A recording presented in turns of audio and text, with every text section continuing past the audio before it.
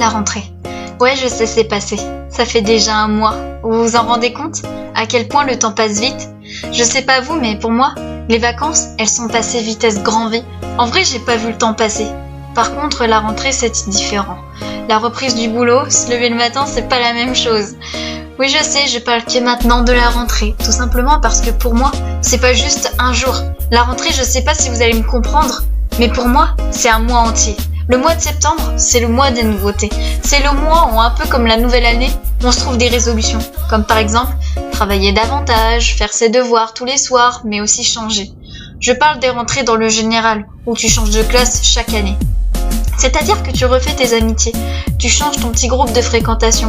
Tu sais, je te parle de ces personnes que tu retrouves à chaque fois devant le lycée ou le collège pour aller ensemble trouver votre classe et soit ça pratiquement ensemble à tous les cours. Si vous êtes comme moi, vous avez cet ami-là, mais vous n'oubliez pas pour autant les autres. C'est très important de retenir ça. Certes, à la rentrée, on se crée son petit comité, mais faut pas oublier ceux qui étaient là avant. Personnellement, j'alterne. C'est-à-dire, un coup je vais manger avec eux, et après je vais manger encore avec quelqu'un d'autre. L'amitié, je reviens dessus rapidement, mais c'est quelque chose d'important et de nécessaire. Dans la vie, on a besoin d'être entouré. La solitude, c'est pas bien, c'est pas bon. C'est pour ça qu'à la rentrée, il est important de s'intégrer et de se trouver ces personnes qu'on gardera auprès de nous toute l'année.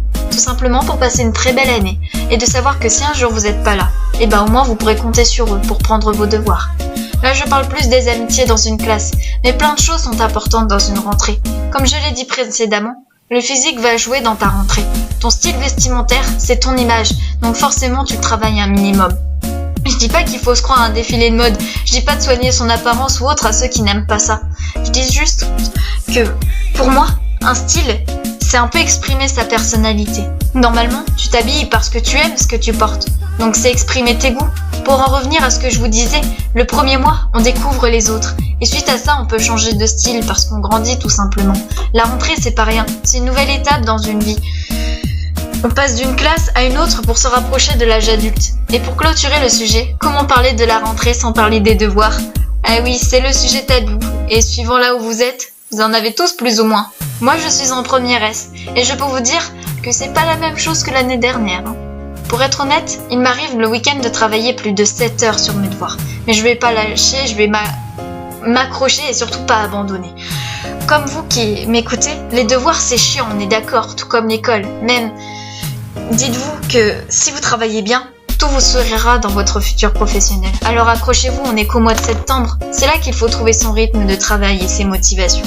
Pour moi, le mois de septembre, c'est le mois le plus dur de l'année.